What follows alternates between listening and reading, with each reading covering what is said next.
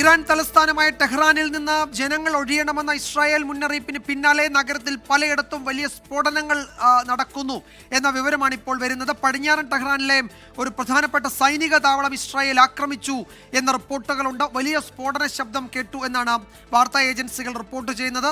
ഇറാന്റെ ആകാശ നിയന്ത്രണം ഏറ്റെടുത്തു എന്ന് ഇസ്രായേൽ അവകാശപ്പെടുന്നു. അതിനിടെയാണ് ഇറാന്റെ ദേശീയ ടെലിവിഷൻ കേന്ദ്രത്തിന്റെ ആസ്ഥാനം ആക്രമിച്ചത്. അവിടെ തത്സമയ സംപ്രേഷണം നടക്കുന്നതിനിടെയാണ് ആക്രമണം ഉണ്ടായത്. മാധ്യമപ്രവർത്തകർ കൊല്ലപ്പെട്ടു എന്ന് സ്ഥിരീകരിക്കാത്ത റിപ്പോർട്ടുകളുണ്ട്. അതുപോലെ അവരുടെ റേഡിയോ സ്റ്റേഷൻ ആക്രമിച്ചു എന്ന വിവരവുമുണ്ട്. ഇത് രണ്ടും ആക്രമിച്ച കാര്യം ഇറാൻ സ്ഥിരീകരിക്കുന്നു. ഇസ്രായേൽ അക്കാര്യം വ്യക്തമാക്കുകയും ചെയ്യുന്നുണ്ട്. ഏറ്റവും ഒടുവിൽ വിവിധ കേന്ദ്രങ്ങളിൽ ടെഹ്റാൻ നഗരത്തിൻ്റെ വിവിധ ഭാഗങ്ങളിൽ വിവിധ കേന്ദ്രങ്ങളിൽ തുടർച്ചയായി ഇസ്രായേലിൻ്റെ യുദ്ധവിമാനങ്ങൾ വലിയ മിസൈൽ ആക്രമണം നടത്തുന്നു, വലിയ സ്ഫോടനങ്ങൾ കേൾക്കുന്നു എന്ന വിവരം ടെഹ്റാനിൽ നിന്ന് വരുന്നു. അതിനിടെയാണ് ടെൽ അവീവിന് വലിയ മുന്നറിയിപ്പുമായി ഇറാൻ വരുന്നത്. ജനങ്ങളോട് സുരക്ഷിത കേന്ദ്രങ്ങളിലേക്ക് മാറണം, ഇല്ലെങ്കിൽ നിങ്ങൾ വലിയ പ്രതിസന്ധി നേരിടും എന്നാണ് ടെൽ അവീവിന് നൽകിയ മുന്നറിയിപ്പിൽ ഇറാൻ പറയുന്നത്. ബാലിസ്റ്റിക് മിസൈൽ ആക്രമണത്തിന് ഇറാൻ കോപ്പ് കൂട്ടുന്നു എന്ന വിവരമാണ് ഇപ്പോൾ വരുന്നത്. എന്തായാലും ഈ രാത്രി വളരെ പ്രധാനപ്പെട്ടതാണ്. ഈ രണ്ട് രാജ്യങ്ങളെ സംബന്ധിച്ചിടത്തോളം ആക്രമണം തുടങ്ങി 4ാം ദിവസമാണ്.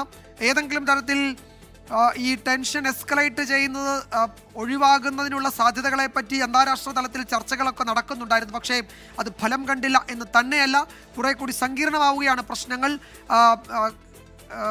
KR ഗോപീകൃഷ്ണൻ ഒരിക്കൽ കൂടി ചേരുന്നു വിവരങ്ങളുമായി. GK, എന്താണ് ഏറ്റവും ഒടുവിൽ വരുന്ന വിവരങ്ങൾ? ഈ പരസ്പരം ആക്രമിക്കുക, ഇനിയിപ്പോൾ ടെൽ അവീവിലേക്ക് വലിയ മിസൈൽ ആക്രമണം, ബാലിസ്റ്റിക് മിസൈലുകൾ വരുന്നു. നിങ്ങൾ സ്റ്റേറ്റ് ഓൺഡായ അല്ലെങ്കിൽ അവിടുത്തെ ഭരണകൂടം നിയന്ത്രിക്കുന്ന സ്ഥാപനങ്ങൾക്ക് പുറത്തേക്ക് ഇറങ്ങി മറ്റു കേന്ദ്രങ്ങളിലേക്ക് മാറുക. ജനവാസ കേന്ദ്രങ്ങൾ ആക്രമിക്കണമെന്ന് ഞങ്ങൾക്ക് ലക്ഷ്യമില്ല, പക്ഷേ അവിടുത്തെ ഭരണകൂടത്തെ ഒരു പാഠം പഠിപ്പിക്കുമെന്ന് ഇറാൻ പറയുന്നു. ഇസ്രായേലിലെ ജനങ്ങളോടും ഇവാക്യുവേറ്റ് ചെയ്യാനാണ് പറഞ്ഞിരിക്കുന്നത്, ഒഴിഞ്ഞു പോകണം എവിടേക്കെങ്കിലും എന്ന് പറയുന്നു. അത്തരമൊരു ആശങ്കാജനകമായ സാഹചര്യമുണ്ടോ ടെൽ അവീവിൽ? അവിടെ നിന്നുള്ള റിപ്പോർട്ടുകളിൽ എന്തെങ്കിലും പുതിയ ഈ മുന്നറിയിപ്പുകളുടെ വിവരങ്ങളുണ്ടോ ഇസ്രായേലിൽ നിന്നും? വിജയകുമാർ, ടെഹ്റാനിലെ IRIB എന്ന ഇറാനിയൻ സ്റ്റേറ്റ് ടെലിവിഷൻ ആക്രമിക്കപ്പെടുകയും ഇസ്രായേലിന്റെ കനത്ത ആക്രമണത്തിന് ഇറാൻ ഇരയാക്കപ്പെടുകയും ചെയ്തതിന് തൊട്ടു പിന്നാലെയാണ് വരുന്ന മണിക്കൂറുകളിൽ അതിശക്തമായ തിരിച്ചടിക്ക് ഒരുങ്ങിക്കൊള്ളൂ എന്ന് പറഞ്ഞിട്ടുള്ള ഇറാന്റെ വെല്ലുവിളിയും വന്നിരിക്കുന്നത്. അതിൽ പറയുന്നത് അടുത്ത മണിക്കൂറുകളിൽ ചരിത്രത്തിലെ ഏറ്റവും വലിയ മിസൈൽ ഡ്രോൺ ആക്രമണമായിരിക്കും നിങ്ങളുടെ കൺമുന്നിൽ ഇനി സംഭവിക്കാൻ പോകുന്നത്. അതിന് നിങ്ങൾ തയ്യാറെടുത്തുകൊള്ളൂ. Within a few hours the largest missile and drone strike in history will unfold before your eyes എന്നതാണ് ഇറാൻ നൽകിയിരിക്കുന്ന മറുപടി.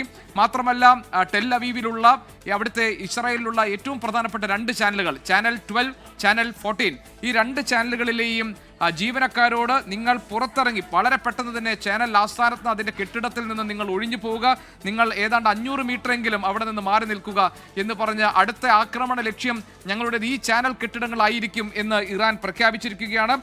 അതിനോടൊപ്പം വിജയകുമാർ, ഇറാനിലെ ഈ സ്റ്റേറ്റ് ടെലിവിഷൻ ആക്രമിക്കപ്പെട്ടപ്പോൾ അതിൽ ഏതാനും ജീവനക്കാർ, മാധ്യമപ്രവർത്തകർ കൊല്ലപ്പെട്ടിട്ടുണ്ട് എന്ന കാര്യങ്ങളിൽ ഒരു സ്ഥിരീകരണം ഏതാണ്ട് വരികയാണ്. കാരണം ഇറാൻ മിലിറ്ററിയുടെ ട്വീറ്റ് എക്സിൽ അവർ കുറിച്ചിരിക്കുന്നത് Iranian media says several Iranian television employees kill after Israeli air strike on Tehran എന്നതാണ്. അപ്പോൾ ഇത് ഏതാണ്ട് സ്ഥിരീകരിക്കുന്ന ഒരു നിലയിലേക്ക് വരുന്നു.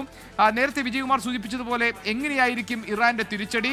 അത് ഇസ്രായേലിന് വലിയ ആഘാതമുണ്ടാക്കുന്ന ഒന്നാകുമോ എന്ന കാര്യത്തിൽ ഇപ്പോഴും നമുക്ക് ഇസ്രായേലിൽ നിന്ന് മറ്റ് പുതിയ വിവരങ്ങൾ വരുന്നില്ല. അതേസമയം തന്നെ ടെൽ അവീവ് കേന്ദ്രീകരിച്ചിട്ടുള്ള ഒരു ആക്രമണത്തിന് ഇറാൻ തയ്യാറെടുക്കുകയും അത് പ്രഖ്യാപിക്കുകയും ചെയ്തിരിക്കുന്ന സാഹചര്യത്തിൽ സ്വാഭാവികമായും സുരക്ഷാ ക്രമീകരണങ്ങൾ ഒന്നുകൂടി ശക്തിപ്പെടുത്തുകയായിരിക്കും ഇസ്രായേൽ ചെയ്യാൻ പോകുന്നത്. മാത്രമല്ല, ഇസ്രായേലിന്റെ അയൺ ഡോം എന്ന വ്യോമ പ്രതിരോധ സംവിധാനത്തെ കബളിപ്പിച്ചുകൊണ്ട് അതിനെ മറികടന്നുകൊണ്ടുള്ള മിസൈൽ ഡ്രോൺ ആക്രമണം ഇറാൻ നടത്തുകയും അത് അവരുടെ കണക്കുകൂട്ടലുകൾക്ക് അപ്പുറത്തേക്ക് കടക്കുകയും ചെയ്തിരിക്കുന്ന സാഹചര്യത്തിൽ ഇറാനിൽ നിന്നുള്ള ഭീഷണിയെ വളരെ ഗൗരവത്തോടു കൂടിയായിരിക്കും ഇസ്രായേൽ കാണാൻ പോകുന്നത്. ഇനി ഇതിൽ ഏറ്റവും പ്രധാനപ്പെട്ട കാര്യം അമേരിക്ക ഈ വിഷയത്തിൽ ഇനി എങ്ങനെ ഇടപെടാൻ പോകുന്നു എന്നുള്ളതാണ്. മധ്യേഷ്യയിലേക്ക് അമേരിക്കൻ സൈനിക കപ്പൽ നീങ്ങുന്നു എന്നുള്ള ചില സൂചനകൾ നേരത്തെ പുറത്തു വന്നിരുന്നു. പക്ഷേ ഇതിൽ മറ്റൊരു പ്രധാനപ്പെട്ട വെല്ലുവിളി അമേരിക്ക നേരിടുന്നത് അമേരിക്കയുടെ സൈനിക താവളങ്ങൾ, പശ്ചിമേഷ്യയിലുള്ള അമേരിക്കയുടെ സൈനിക താവളങ്ങളിലും അമേരിക്കയുടെ സഖ്യകക്ഷികൾ അവിടെയുള്ള അമേരിക്കയുടെ സൈനിക താവളങ്ങളിലുമൊക്കെ ആക്രമണം നടത്തും എന്ന ഇറാന്റെ ഭീഷണി നിലനിൽക്കുന്നുണ്ട്. അത്തരത്തിലുള്ള ചില രഹസ്യാന്വേഷണ വിവരങ്ങൾ അമേരിക്കയ്ക്ക് കിട്ടിയതായിട്ടുള്ള റിപ്പോർട്ടുകളും നേരത്തെ പുറത്തു വന്നിരുന്നു. ഈ ഘട്ടത്തിൽ അമേരിക്ക പ്രകടമായി പരസ്യമായി ഈ യുദ്ധത്തിൽ ഇസ്രയേലിനൊപ്പം ചേരുമോ എന്നത് കാത്തിരുന്ന് കാണേണ്ട കാര്യമാണ്. ഏതായാലും ഒരു അടിയന്തര ഘട്ടം വന്നാൽ ഇസ്രയേലിനെ കൈയൊഴിയില്ല എന്നും ഞങ്ങൾ വി വിൽ കം ഡൗൺ എന്നാണ് അമേരിക്കൻ പ്രസിഡന്റ് ഡൊണാൾഡ് ട്രംപ് കഴിഞ്ഞ ദിവസം പറഞ്ഞത്. അതുകൊണ്ട് തന്നെ സ്ഥിതിവിശേഷം സങ്കീർണമാകുന്ന സാഹചര്യത്തിൽ അമേരിക്ക ഏതെങ്കിലും തരത്തിൽ ഈ യുദ്ധത്തിൽ അല്ലെങ്കിൽ ഈ ആക്രമണത്തിൽ പ്രത്യക്ഷമായി ഇടപെടാൻ തയ്യാറാകുമോ, അതിനുവേണ്ടി അമേരിക്ക ശ്രമിക്കുമോ എന്നുള്ള ചോദ്യമുണ്ട്. ഇസ്രയേലിനെ സംബന്ധിച്ച് ഈ ഘട്ടത്തിൽ അമേരിക്കയുടെ പിന്തുണ ആവശ്യമുള്ളത് സൈനികമായ പിന്തുണയാണ്. പ്രത്യേകിച്ച് ഇസ്രയേലിന്റെ പ്രഖ്യാപിത ലക്ഷ്യം എന്നത് ഇറാനിലെ അണ്വായുധ ശ്രമങ്ങൾ ഇല്ലാതാക്കുക, ആണവ ആയുധ നിർമ്മാണ ശ്രമങ്ങൾ ഇല്ലാതാക്കുക എന്നുള്ളതാണ്. അത് വേണമെങ്കിൽ ഭൂഗർഭ നിലയങ്ങളിൽ നടക്കുന്ന ഈ പരീക്ഷണങ്ങൾ ഇല്ലാതാക്കണം. അതിന് ആവശ്യമായിട്ടുള്ളത് ബണ്ടർ ബസ്റ്റർ ബോംബുകളാണ്. ആ ബണ്ടർ ബസ്റ്റർ ബോംബുകൾ ഇസ്രായേലിന്റെ പക്കലില്ല. അതുകൊണ്ട് തന്നെ അത്തരമൊരു ആക്രമണത്തിന് ഇസ്രായേൽ മുതിരുകയാണെങ്കിൽ അതിന് അമേരിക്കയുടെ സഹായവും പിന്തുണയും ആവശ്യമാണ്. അതുകൊണ്ടാണ് അമേരിക്കയെ ഈ ആക്രമണത്തിന്റെ ഭാഗമാക്കാൻ, പ്രത്യക്ഷമായി ഈ ആക്രമണത്തിൽ തങ്ങൾക്ക് പിന്തുണ നൽകിക്കൊണ്ട് അമേരിക്ക കൂടി രംഗത്ത് വരാൻ ഇസ്രായേൽ സമ്മർദ്ദം ചെലുത്തുന്നത്. എന്നാൽ പശ്ചിമേഷ്യയിലെ തങ്ങളുടെ സൈനിക താവളങ്ങൾ ആക്രമിക്കപ്പെട്ടേക്കാം എന്നൊക്കെയുള്ള രഹസ്യാന്വേഷണ വിവരങ്ങൾ അമേരിക്കൻ ഭരണകൂടത്തിന്റെ കൈവശം ഉള്ളതുകൊണ്ട് തന്നെ അത്തരമൊരു തീരുമാനത്തിലേക്ക് എടുത്തു ചാടില്ല ഡൊണാൾഡ് ട്രംപ് എന്നാണ് വിദേശ മാധ്യമങ്ങൾ, അവിടുത്തെ നിരീക്ഷകരും ഇപ്പോൾ വിലയിരുത്തുന്നത്. ഏതായാലും വിജയകുമാർ സൂചിപ്പിച്ചതുപോലെ തന്നെ ഒരു സമ്പൂർണമായ യുദ്ധത്തിലേക്ക് കാര്യങ്ങൾ നീങ്ങുന്നതിന്റെ സൂചനകൾ പുറത്തു വരുന്നു. G7 രാഷ്ട്രങ്ങൾ പറഞ്ഞിരിക്കുന്നത് ന്യായമായും ഇസ്രായേലിനെ പ്രതിരോധിക്കാനുള്ള അവകാശമുണ്ട്. ഇറാൻ അണ്വായുധം ഉണ്ടാക്കുന്ന ഘട്ടം ഏത് നിലയ്ക്കും തടയണം എന്നുള്ളതാണ്. അതുകൊണ്ട് തന്നെ ഗൾഫ് മേഖലയിലോ അതല്ലെങ്കിൽ പശ്ചിമേഷ്യയിലോ ഇസ്രായേൽ ഇപ്പോൾ നടത്തുന്ന നീക്കങ്ങൾക്കെതിരെ ഇറാന്റെ പ്രത്യാക്രമണത്തിന് വലിയ പിന്തുണ കിട്ടാനുള്ള സാധ്യത കുറവാണ്. ഈ ഘട്ടത്തിൽ ഇറാൻ ഒറ്റപ്പെട്ട നിലയ്ക്ക് നിന്നുകൊണ്ട് തന്നെ പ്രത്യാക്രമണം നടത്തുക എന്നതായിരിക്കും ശ്രമിക്കുക.